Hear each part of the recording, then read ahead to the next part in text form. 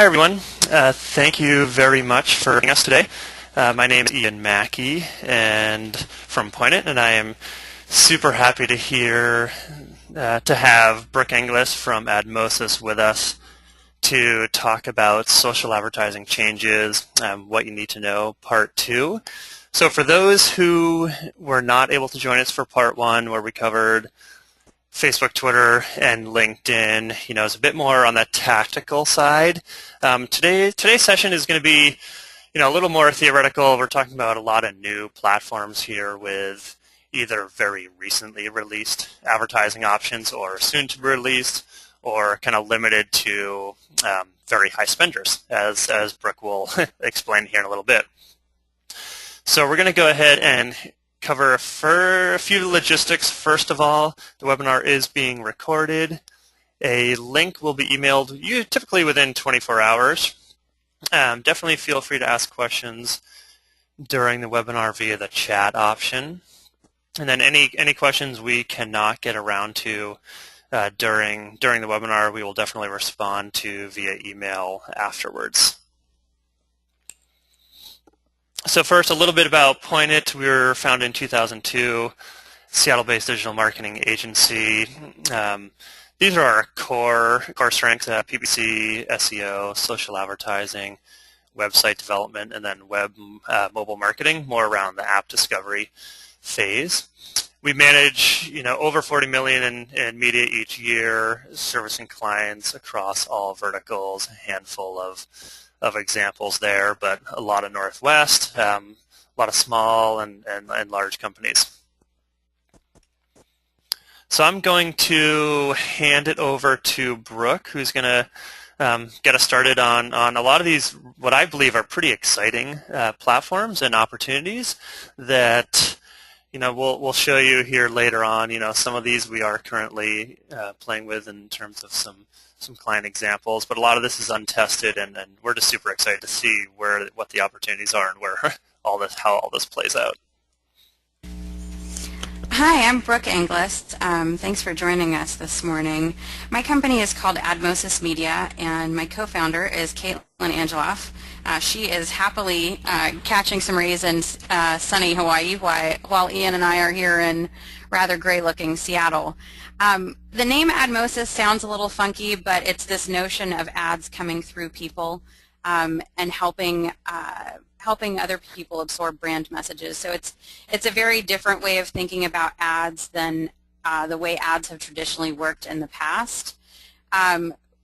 We work primarily across social channels like Facebook, Twitter, and LinkedIn, from upper funnel activities all the way down into now with retargeting much lower funnel activities. And every day we're spending more and more time in these secondary channels that we're going to talk to you about today.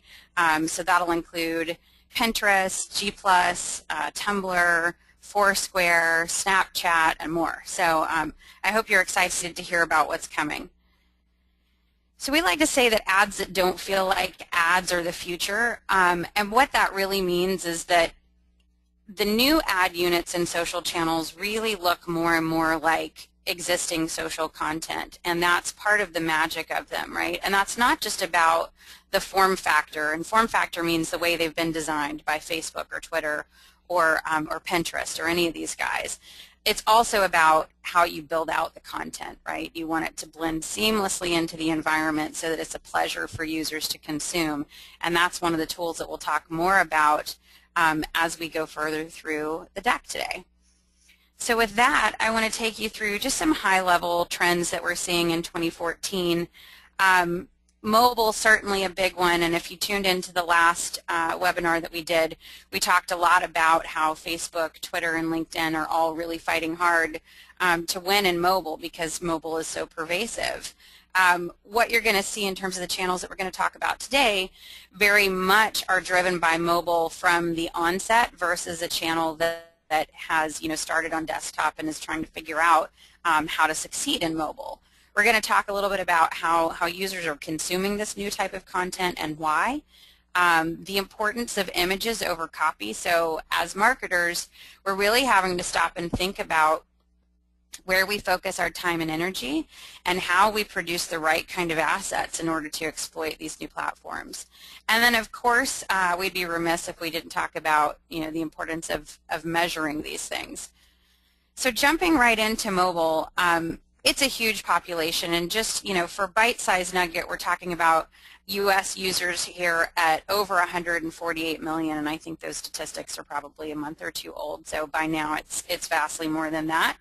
The great thing about social ads, so that we believe, is that as marketers are trying to figure out a mobile strategy, these social channels are already behind the scenes putting armies of resources into figuring out how to win in mobile as well. And so they're building out ad products that are really designed with the mobile user in mind. Now, as mobile becomes more and more pervasive, it actually changes the way people think about consuming content, whether they're on their mobile device or not. So when you're kind of solving for this lowest common denominator, it's really about thinking of how people are using those mobile devices and what they're really there to do. Some of the trends that we see from ComScore are that people are really using mobile for these sort of snack-sized pieces of content. So they're filling in gaps of time, while they're commuting in on the bus or have a moment between meetings. So it's not really about long-form content that they have a bunch of time to read and dig into. It's just about satisfying them in that moment and being able to plant the seed. The other thing, of course, is that mobile is always with you, and that's another great thing. So there's some tools that are specific to some of these channels that are really designed to leverage location-based information. And if you believe that relevance is king, then that becomes a really important, interesting thing to think about, right? So location, think of it as the new cookie. So when you're out and about, you can send a consumer a message that's designed purely around their proximity to something else in conjunction with other interests and affinities and past behavior. So it becomes very powerful.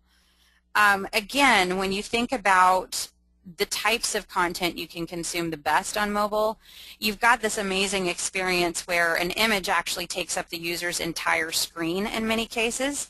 So it's a great opportunity as advertisers for us to approach a user in a way where we're not fighting for their attention because they're looking at a very cluttered screen like they would be on desktop, with, say, multiple ads being presented to them at the same time.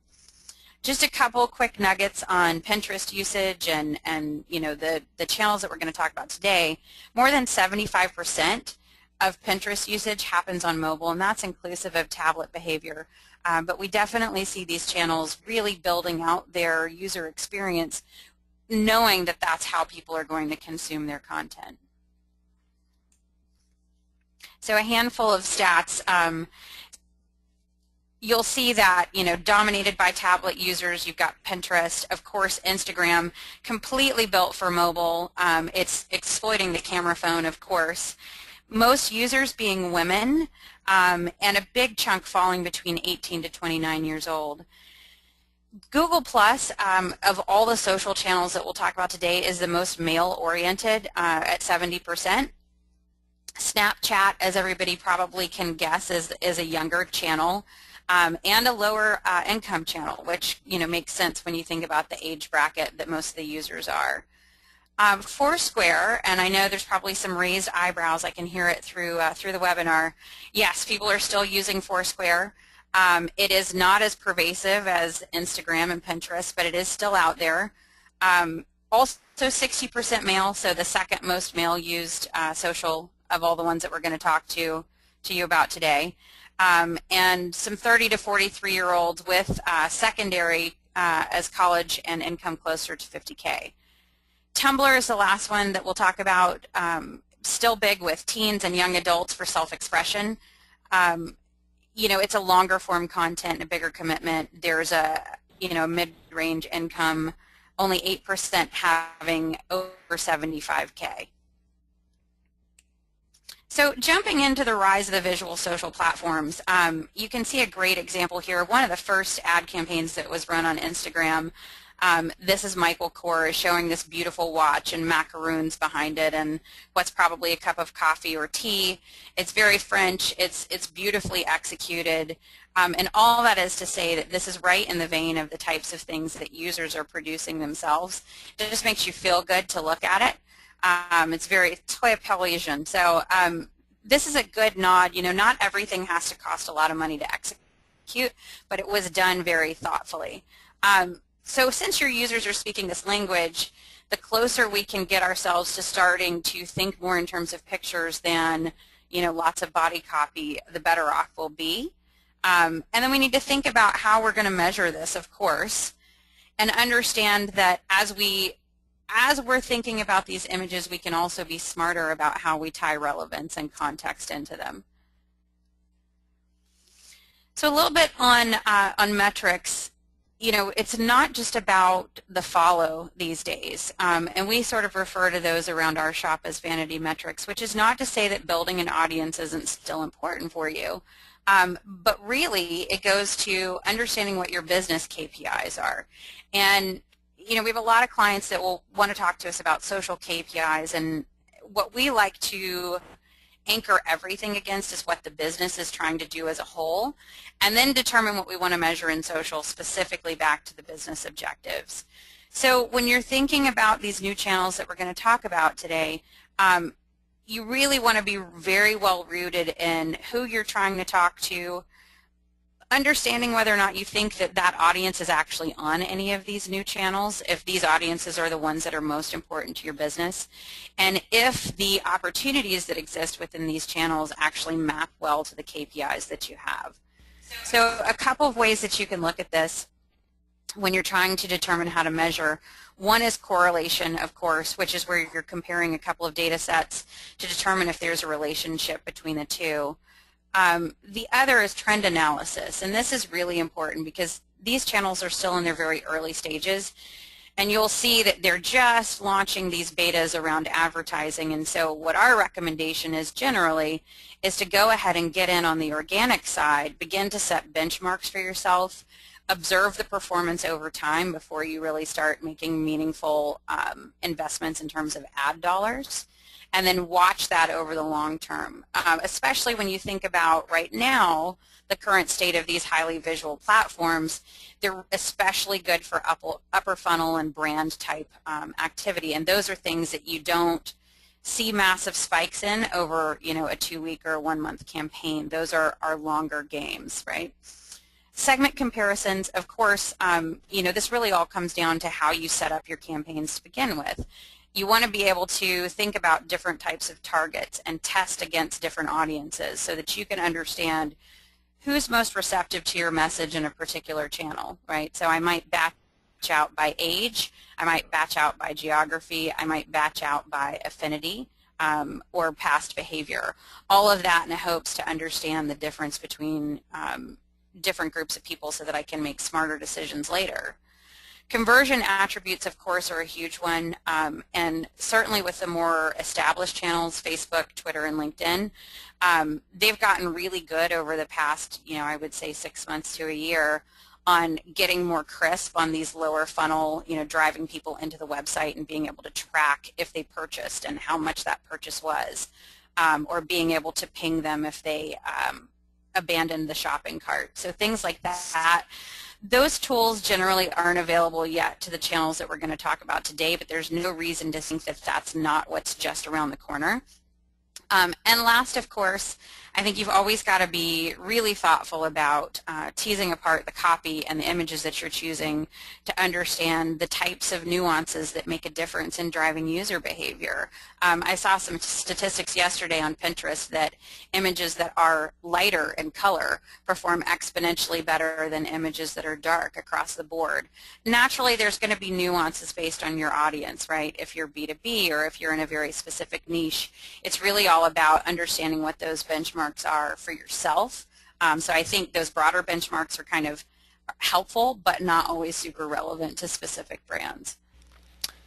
Yeah, Brooke, you had mentioned, early on during this slide how one of the first priorities or considerations is, to think about when you're deciding which channel to play on is, where is your audience? And I just can't reiterate how important that is. A lot of these new channels pop up, these advertising opportunities from people like, or clients ask, should I be on there? Should I be on Facebook, Twitter, LinkedIn, Google Plus, etc.? And it's just really important to, first well, understand, hopefully, but ask yourself, okay, is our audience even there? And is it worth investing the time, effort, especially as more of these are visual ad units? Like you said, there's going to be more um, requirements for creative and copy purposes and making these really visually pleasing ads, which is going to require some time and possibly additional money. So, definitely ask yourself, and where is our audience? I mean, obviously there's got to be some percentage of discovery to see maybe an audience exists on another channel that you're not aware of. But first and foremost, where's your audience, and focus on those channels first.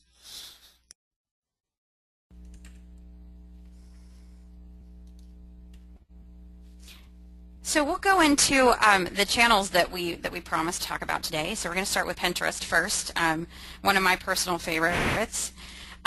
They've got ad products that are still in beta, and you'll hear a lot of the ones that we're going to talk about today are in beta. One of the big themes that we're seeing across all these channels that you also see happening in Facebook and Twitter and LinkedIn as well is this notion of native ads, right? And so again, that goes back to the idea of the ad looking almost identical to the normal pin, with the exception of an icon that indicates that it's a promoted pin. So it's a little bit of a disclaimer so the user can understand that there was dollars put behind that in order to get it in front of them. At the same time, if it's done well, the user I don't think is really going to care. So Pinterest started alpha testing last year with a handful of big brands that we've all heard of, some of which are very aesthetically driven brands to begin with, and that wasn't by accident.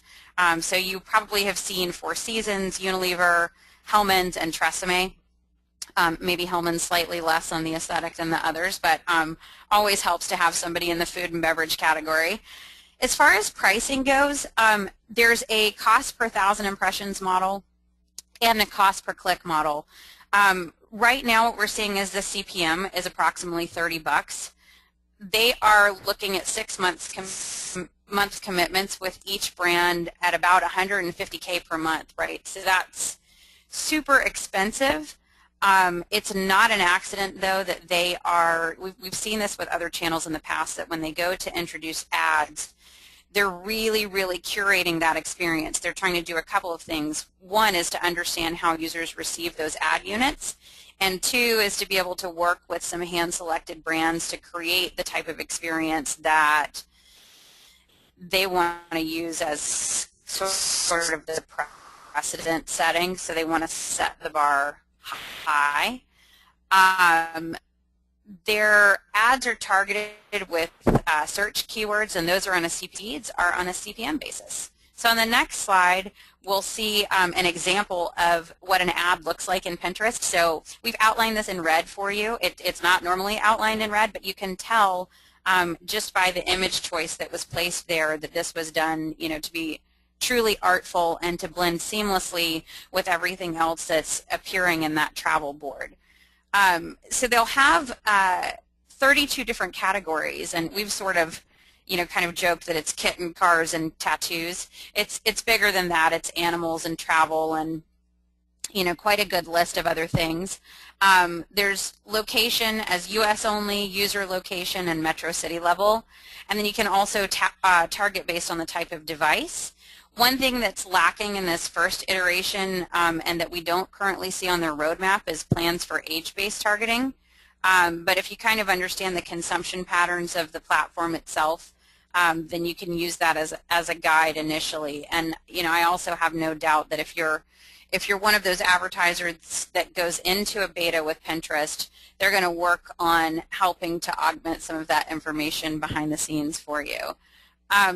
One of the things that's interesting, though, is that Pinterest traffic is showing a 1.56 conversion rate, which is followed closely by Facebook. So takeaways from Pinterest and a couple of predictions. It's working really well, especially for retail and travel. So think about aspirational verticals and know that if that's something that you're doing, that Pinterest may really be a good fit. They're doing things differently than Google because, Google's got a massive repository of images, but they're not really exploiting them in the way that Pinterest is, right? So they're much more loosely organized. What's coming for Pinterest, in our opinion, is better analytics. That's something that we've got to have, and as it gets out of beta and into the hands of a broader group, there will be increasing pressure for them to develop that. We think better organization of images by users and interest to help brands increase their exposure. Creation of hubs, so I don't know if anybody who's listening in has seen pinterest.com/teachers. This is the first of its kind. It's a hub that's really huddled around demographic and interest. API, of course, everything that's happening right now with Pinterest, because it's in beta, is direct with Pinterest. But if they intend to scale, they're going to have to create a better way for advertisers to tap in and exploit that. A couple of other really exciting things that are coming. We have heard that VideoPin is coming in June, so that's just around the corner. We're not really sure what that's going to look like, but know that if you're out there creating great short-form content, there may be a place for that in Pinterest. I would imagine, with an eye towards it being creative and beautiful, and maybe something like a Vine video, something short, lovely, and succinct. And then if you've seen the GIFs feed, we're thinking that the GIFs feed is going to become an opportunity for advertisers as well. So we should all plan to have another webinar on this in a couple of months and see how many of these predictions have come true and what's new now. Yeah, and if I could add one more bullet on here, it would probably be a lower cost per entry that we foresee. Yeah. That we foresee, who knows, probably in 2014. But as Brooke mentioned, a lot of these very new platforms start with these what seem to the majority of businesses exorbitant costs of entry to start running ads, and we saw it on Twitter. Most recently with, I think previously it was, initially 100 plus K to get in there. Now it's available to everyone, and Brooke gave some very valid reasons for why they're probably limiting the current opportunities. But yeah, I would expect to see as they just fix a lot of the bugs probably as well on the back end, we'll start to see a much lower cost getting in here. Yeah, typically when a company's in beta like this, it also means that they themselves don't have all the kinks worked out for it to scale, and they can compensate for what they lack technically by doing manual things on the back end that they couldn't unveil. So Pinterest is learning just as much as we are right now, and so it'll be interesting to see as this matures what they come out with in the next couple months. So hopping into Google+, and again, it's funny when I talk about how much I'm fascinated with Google+, I always get sort of these funny looks from people, but there are a few reasons for it. Google+ is one of the platforms that's not like all the others. Google+ intends to remain an ad-free experience within the platform. So that's really interesting. You'd say, no ads coming from Google, what? Well, there are ads, but the whole notion of these ads is that you take content that you're publishing within Google+, and then you can very easily turn that into a promoted piece of content that goes throughout the Google Display Network. So that's over 2 million sites. So think about taking this very social ad unit and then being able to integrate it contextually into other experiences. What that means is your reach goes up exponentially, and you're not reliant upon the user hanging out inside G+ to actually ever have seen that piece of content to begin with. Now that said, the content does have social context built into it, which boosts the efficacy of the ad unit, and people can comment or follow or +1 or join a Hangout right from an ad, which we think is pretty sweet because, Hangouts are one of the coolest things about Google+, and in my personal opinion. If anyone's not familiar with Hangout, it's basically where you can kind of create your own real-time broadcast channel. So you'll see, Lady Gaga will do this, and then other different large advertisers will, host celebrity or unveil a product in real time and allow the audience to engage with them. So imagine a scenario where you create a Hangout, you begin to broadcast that through an ad unit that drives people right back in to engage with you inside your Hangout. That's pretty amazing, and if we all stop and think about what that represents, if you look at the other social platforms, especially like the big dogs, Facebook and Twitter, there's nothing else really out there that's quite like that. And I think, while we would certainly say Google Plus, haven't got it all figured out right now, what it represents is something pretty interesting.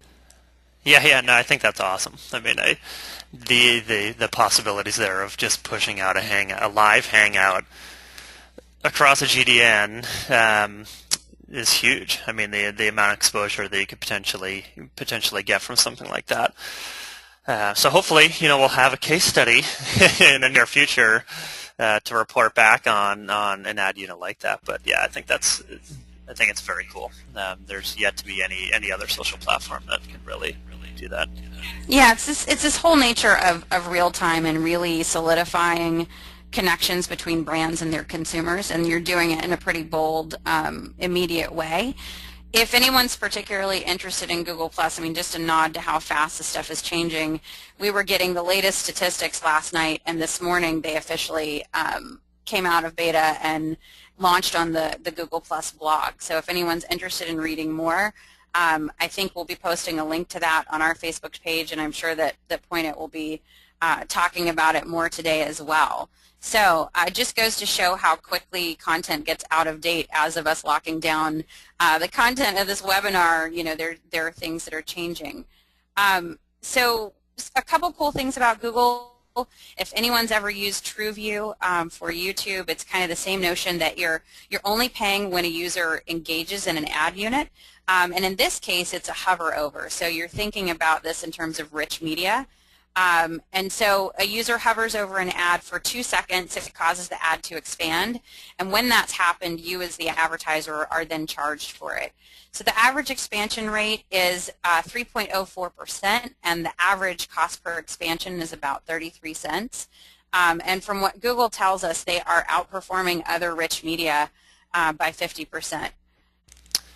Yeah, so Brooke was mentioning, some of these stats and the fact that Google officially, announced the release of Google Plus Ads, which is fantastic because that allowed us to very quickly throw in a few slides about a beta that we have been running for about the past few weeks for a client of ours. And so just some initial stats that we're seeing. Average click-through rate over 5%. And so for those who don't know, on the Google Display Network, generally you might see 0.1 to 0.5% for a click-through rate. Now, it's not necessarily an apples to apples because for these Google Plus ads, it's more of an engagement. So if someone rolls over that ad, expands it, that is part of these calculations. But the fact that we're seeing CTR this high, this early, is a very good sign. Of course, it's only been running for about a little over a week, and we'll have to, once we finish the test, look at the metrics, go into Google Analytics, look at some of the traffic, the referrals to their Plus page, and see what we can determine in terms of the quality of that traffic. But also, CPCs are hovering around 10 cents, which is incredibly low. Not to say that we don't see that on some GDN campaigns currently, but that is really low. Brooke and I both believe Google's probably giving these guys something in the sauce. Something exactly. So, they're receiving the benefit of being an early player and tester in these. But we'll see. As we run more campaigns, we'll see what happens to these CPCs. But yeah, a couple screenshots here in terms of how these ads work. You have standard horizontal banner there on top of a 728 by 90, and then a 300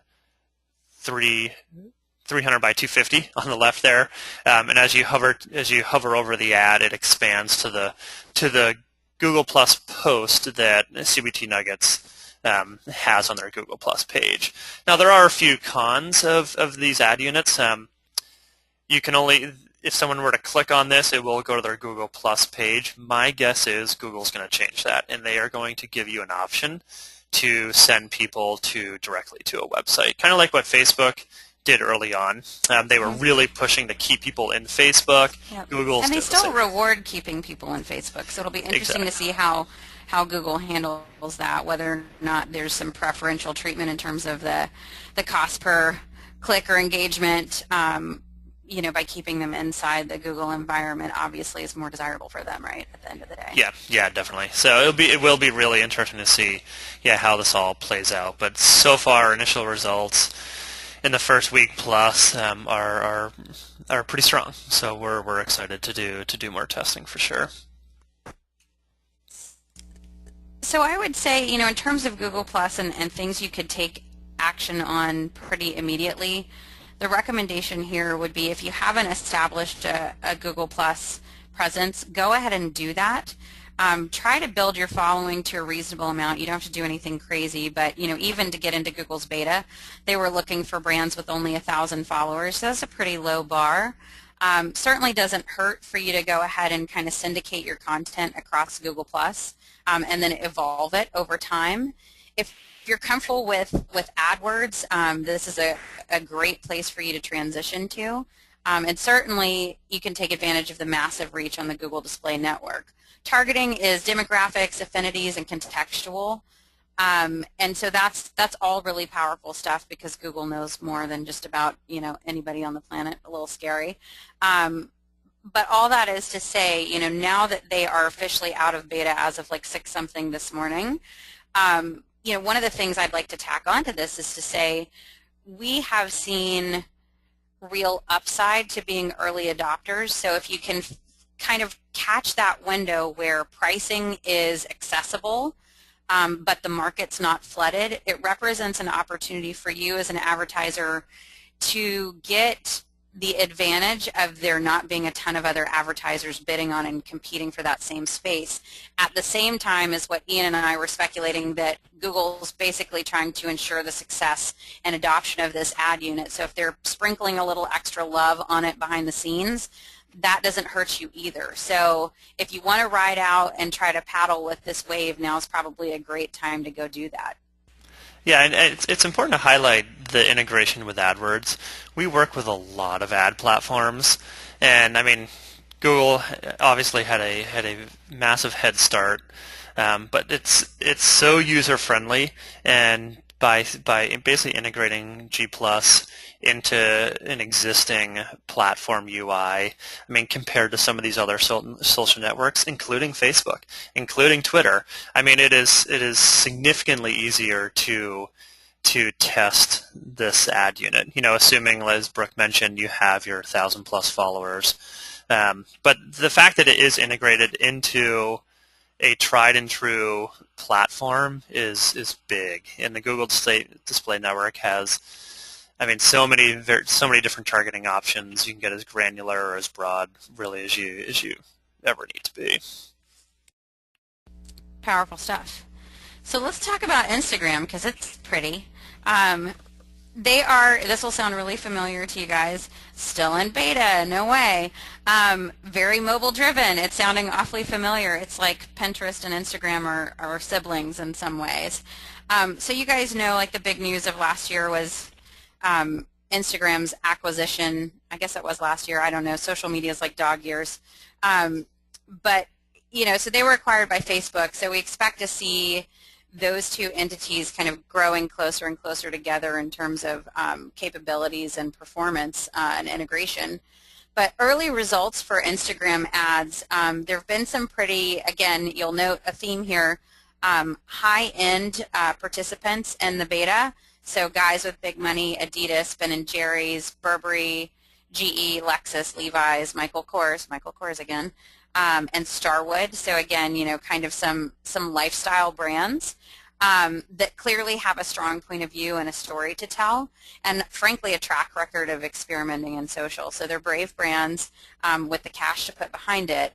When we think about the role that Instagram plays in marketing strategy right now, what they're primarily showing coming back as results are brand-based metrics. So think of this again as, if it's a message recall or brand awareness, obviously the brands that are in the beta don't have brand awareness issues. They may have preference issues, and they may have product recall issues if they're trying to raise awareness of a particular product or SKU that they're deploying. So what we're seeing as early results is a 32% incremental lift in brand recall. And what that means for anybody out there who is not a brand marketer is that those who were shown an ad in Instagram had a 32% higher probability of being able to correctly identify and recall what the messaging was about relative to those who did not. So anyway, that's pretty powerful early indication. Again, it's super early indication, so we're hardly saying this is a done deal. They, like Pinterest, are pitching ads on a CPM cost structure. Super expensive.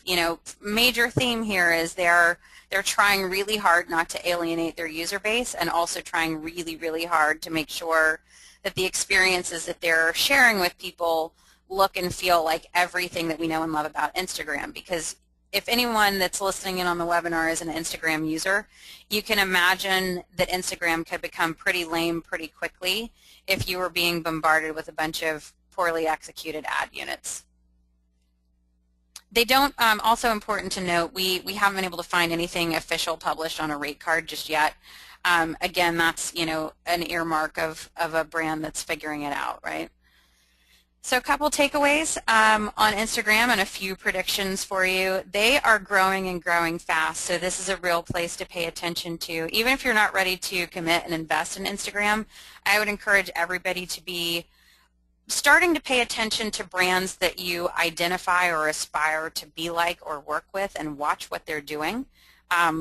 Look for the aesthetic approach, understand how that differs from the other communication vehicles that they're investing in, and kind of get yourself comfortable with it, because this is what's coming, right? The bar has been raised in terms of the type of imagery that's going to survive and thrive in these places. We definitely think that there are going to be some challenges in terms of, this shift to image-centric focus, both from an executional standpoint like we were talking about, but also from a marketer standpoint where we know at a certain point we want to try to be able to drive conversions, and so hoping that these tools will find a balance that we can drive traffic, but also still create the look and feel that's endemic to the channel. So I think, again, ad prices will drop over time. It's just they're not there yet with it. It sounds so much like Pinterest. I think the biggest advantage that we'll start to see come our way is if anybody is just how robust the out there. They've been doing it the longest. So we're really looking forward to being able to see what that convergence of Instagram experience with Facebook targeting on the back end allows us to do down the road. And I would guess that that's probably 6 months out before we start to see any of that trickle our way in a meaningful, usable way. Yeah, that'd be interesting if we can just have one UI to log into and choose whether we target on Facebook or Instagram, all under one roof. be pretty powerful. Or pushing Instagram directly into the Facebook feed through ads. I mean, there's all kinds of nuance. So we're excited to see what changes there. So I'm going to dive into Foursquare next, and again, Foursquare, it's still being used. There's a wide user base, and the thing that's so interesting about Foursquare, again, it's not like any of the other platforms that we're talking about today, because location is the backbone of this workhorse. They're also more into gamification and badges than any of the other social channels are, and that's still something that users are responsive to. So what they're looking at primarily is proximity, and then intent and likelihood to engage, and that's how they target users with messages. One of the things that's the most interesting about what Foursquare engineering has been working on lately is how do you keep users with their GPS setting active and turned on? Because traditionally, most users will cut that off because it drains their battery life on their mobile pretty quickly.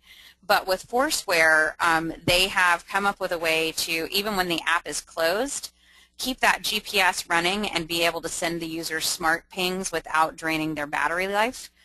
They will tell you that they've worked really hard to manage frequency capping, because you could imagine how obnoxious that would be if you were walking down the street and you were just getting perpetual pings with ads. So it's really about, I think the baseline they're talking about a couple of times a week, and then observing whether or not the user engages with what's being published to them and kind of ratcheting up or ratcheting down accordingly. So it's sort of custom sized to the user's behavior. 2 ad types: promoted updates and post check-in ads. For a pricing model, Foursquare is pretty interesting because it's one of the ones that even though it's not as broadly spoken about as what's happening on the other channel, they are built for small business and big business. So if you are an advertiser with a brick and mortar location or a client with brick and mortar location, and this could be a boutique type experience, or you could think about this all the way up to the Starbucks type level, where if I am pushing a new coffee drink that I want to make sure users try, or if I want to test and see if users like it, I can tell when someone is near my Starbucks location, I can push them a message to come in with a particular offer for that drink, or I can push them that message when they're already in the store thinking about what type of order they're going to place. The cool thing is you're only paying if someone acts on your ad, either by tapping to see your business details or checking in.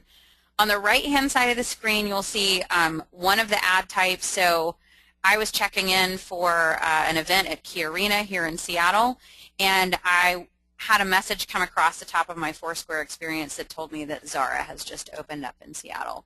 So that one's a little less contextual. And on the next slide, I just want to show you a quick diagram, a map really, of an average day in New York City. So I'll talk you through what the key means before we start playing this, but essentially there are a handful of behaviors that users tend to take based on the time of day. So if you look in the upper left-hand corner, you'll see that this starts out at 6 a.m.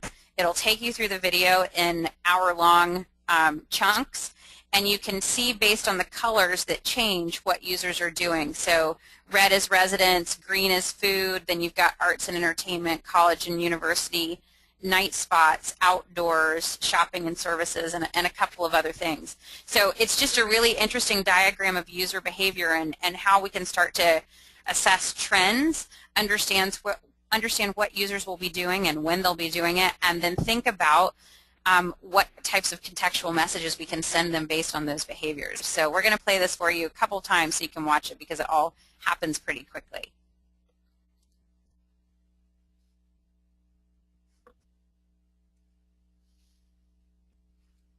So you can see everybody's going to work and then going to lunch, and then as the day gets later, people start to disperse from work and begin to go to dinner, and then begin to go to night spots, and then they party until the wee hours of the morn, and then they go home and they sleep it off, and they get up and do it all again the next day. So that's just an interesting visualization of the volume of users in New York City and how their behavior follows specific patterns, right? And then you can drill down layer upon layer within those patterns and serve them things that are really specific to what they're doing. I find it fascinating. Yeah, and I think it's important to note that Brooke mentioned this, in the previous slide, that it's not just about active check-ins. Foursquare has a lot of data on what they call passive and active check-ins. So a lot of this is most likely passive activity as well. And yes, the reality is not a lot of people physically check in. I was just reading an article yesterday. I believe it was like 4% of people actually do use some of these check-in apps. And so, but what Foursquare has is just a ton of data on passive activity. So, your app is installed on your phone. It may not be open, but I mean, it's kind of scary to think, but it's collecting, certain data about, your shopping habits, places you're going, coffee shops, et cetera, et cetera. So, and as long as I think, if the channel is really enriching the experience of the user, like for me when I travel to New York, if I'm popping into a restaurant I've never been to before, I will look to Foursquare for my dinner recommendations, what table I want to pick and what I might order. So the cool thing about Foursquare, I think, is that they're offering like true utility to both users and advertisers, and they've struck a really great balance. I think, the notion of this passive pushing of data becomes much less offensive if I'm happy to get the message that they send me. Oh, holy crap, I'm in line at the Starbucks and they've got this great new drink I didn't know about and they're going to give me $1 off on that. That's pretty cool. It becomes much less of an irritant and more of a value add, right? So I think they've got some work to do. I think they're the second to last in terms of usage compared to all the channels that we're talking about today. But I think that they're doing a brilliant job of reinventing themselves behind the scenes. They are also the app that powers a lot of other apps that people are using, like Waze and many, many more. So don't underestimate the sneak attack of Foursquare. Yeah, and I can attest to the fact, just being in the airport as well, that with a very long line at Starbucks, I would say at least 75% of those people were on their phones, looking, browsing content, whatever. So, there's a very captive audience there. And if you're pushing notifications at the right time and right place, then there's big opportunity there. Yeah. Yeah, so a couple of takeaways and predictions.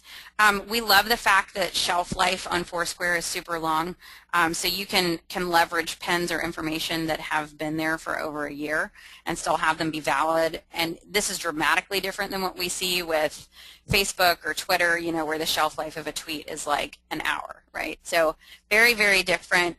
We love the fact that it's kind of democratized for businesses of multiple sizes. And we also like that the cost structure is such that I'm only paying for actions. I do sort of want to point out, though, the ad unit on the right-hand side is one that it's an example of another ad type in Foursquare. I actually think this is pretty poorly leveraged because you'll notice in the screenshot, I am sitting on an airplane outside of SFO, and I'm getting served an ad about shaving my legs. Right? Perhaps they could have been a bit smarter about when this was pushed to me. Maybe, when I was checking in at the gym, or but definitely not on an airplane, because that's probably one of the places I'm least likely to try to shave my legs. Just saying. What next? Could this be the interesting alternative for daily deals for small businesses? We think there's some potential there. We think one of the biggest areas that's lacking with Foursquare is analytics and forecasting tools. So, for example, if I want to sell a Foursquare campaign to one of my clients, one of the first things that I feel I'm going to need to do is understand the potential audience size. So I want to know roughly how much foot traffic or how many people come within proximity that would fit the model of the person that I'm trying to target in a given period of time, to see whether or not that makes sense as a scalable solution for that client. Right now, Foursquare doesn't have anything that's accessible like that directly through an API. If you are doing a big buy on Foursquare, you'll get a little bit more of that white glove treatment where they will help do audience sizing and some predictive modeling for you. But again, that comes with a cost, right? Always. Always. Always. So I'm going to zip through Snapchat because it's, of everything, probably the least mature, Snapchat humor, of all the social channels that are out there. They don't have any ad products right now, but there are brands that are trying to figure out how to experiment with them, and some of the brands are ones you wouldn't expect. Like, I would expect Taco Bell. I probably wouldn't expect NPR. But most of them are experimenting with something called stories versus snaps. Stories can live for 24 hours, whereas snaps last, just a tiny little fraction of time, a few seconds before they disintegrate. The trend behind Snapchat is all around the rise of privacy control. And, Ian and I were laughing yesterday that U.S. Airways probably wished they'd been on Snapchat when they, instead of Twitter a couple of days ago, because that airplane image would have been a much more short-lived sort of snafu, right? So there's no speculation on pricing model at the moment, but the things that are interesting for you guys to know, I think, is that the way that they're probably going to monetize this is going to be around perhaps a paid version of the application and maybe some premium for analytics tools. Everyone's still trying to sort of reconcile, how do you go after in a meaningful way when things are so time sensitive and deteriorate so rapidly. Snapchat's also plagued with spam and some backlash around finding friends, and so the more that happens, keep in mind the impetus of users wanting Snapchat is, again, goes back to this privacy control. So these are going to be the guys that are going to connect, friends only, or are going to be leery of putting in their phone numbers. So as people tighten up what's accessible, that makes them harder and harder for advertisers to reach. So if Snapchat's going to be successful, they're going to have to find a way to engineer around this behavior. It seems like their audience is going to be pretty easy to alienate and fairly fickle, and they will leap to another channel, if they feel they need to. Everybody probably knows that Facebook had their eye on Snapchat, and Snapchat passed on that earlier a few months back. There's also word on the street that Google was eyeing them. Facebook, of course, went with WhatsApp instead. And so, what does that mean? Did Snapchat sort of miss their window of opportunity, or will someone else come along like Google and revisit acquiring them? So last but not least, Tumblr.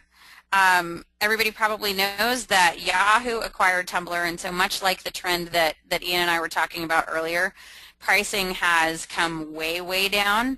Tumblr was, last year when we were speaking at a conference with them, they were in that $250,000 range, and I think they had a couple of ad units, the Radar ad unit being one of them, and it came at an uber premium, right? So it was as though they were saying, we really don't want advertisers, and they really didn't, right? They were, I think, struggling internally with kind of the notion of selling out. But, I guess if money knocks at your door long enough, everybody has a price. So native advertising right now, mobile post, web post, the Radar unit and Spotlight unit are still there. So those were kind of the originals. Again, a very native experience with the money symbol indicating that it's a paid placement. It's a tiered pricing system, and again, we do like that because it makes this accessible to brands large and small. And so, it's tied to Yahoo's ad products, kind of like what Google's doing with the G+ post, but I would say less, less socially driven in that regard. So a key takeaway with Tumblr, they've still got some discoverability issues to solve for.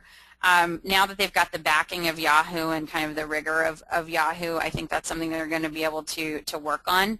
And one final note on Tumblr, they're driving the second highest revenue per view behind Facebook. So that's an early indication, but something, that kind of gets our attention about the richness of a Tumblr experience and the way people are consuming Tumblr content. They're there because they want to be, and they're there because they're deeply engaged. And, when they're following particular accounts, they're pretty committed to that content and trust that source. So there's some high quality interactions happening. So last slide, we're just about at time, I know. So just to summarize the things that we want you to leave with today, focus less on the nuances of each of these platforms and more about what they mean in terms of the future of social advertising, right? These are indicating to us all signals of big trends that show no signs of stopping. That means when you're thinking about your ad planning, be incredibly mobile focused. I would start there, knowing that short form content will still play well on the desktop, so solve for mobile. Let the chips of desktop fall where they will. It will be okay. Think about looking as natural to the environment that you're advertising in as you possibly can. and focus on your visuals. Always let your business goals and your optimal audience composition and where you are with your brand or product drive the channel investments that you make. Don't go charge into Pinterest headlong just because like you feel like it's the hot new thing.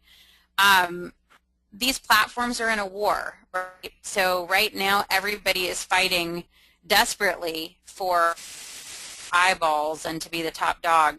That means things are going to move very, very quickly. So I would just encourage everybody, while we're early now, what we've shared with you today will be different next week. And the best thing that you can do is just keep an eye on it, right? Don't let it make you feel panicked, but just be aware of what's going on and try to think about it strategically. Don't get yourself tangled up in too many of the details. The other thing I would say is that who your users are today are not necessarily who your users will be tomorrow. So if you're thinking about all these channels as, for younger demographics or for people who aren't your customers right now, these channels are just growing. So these, millennials or younger are going to be aging into being consumers of your product potentially. So consider not just reacting to what's today, but planning for what's going to be coming down the pike in a much bigger way in the next couple of years. What I would say that means is start planting those seeds organically. You don't have to put dollars behind it today to start learning. You will have to put some time and energy to going in. And then last, don't be afraid to test and learn. You encourage your leadership to be spicy and brave and, leverage the insights that you get from these efforts and use those to inform your all-up social channels and strategy going forward. That's all I got. Thank you very much, Brooke. That was awesome. Yeah, I'm looking forward to seeing how all this plays out in the coming months. As Brooke mentioned, there's probably going to be a lot of changes next week and in the coming weeks. And it is really important to just, try and get in there, play around with the tools and organically build some presence so that when the opportunities arise for paid placement that, that you're aware of how they work, what's your current level of engagement, interaction organically, and does it make sense to invest money on paid ads? And so, yeah, I think there's going to be a lot of really cool stuff coming down the road for sure. Well, thank you very much, everybody. We ended up using a full hour of your day today, so we will get back to anybody with questions. But again, we will send out a recording of the webinar via email, and then we'll also send out a link to part 1 in case you were not on that. That goes more into the Facebook, Twitter, and LinkedIn side of things. But thank you again, everybody, and have a fantastic day, and thank you, Brooke, very much. Thanks.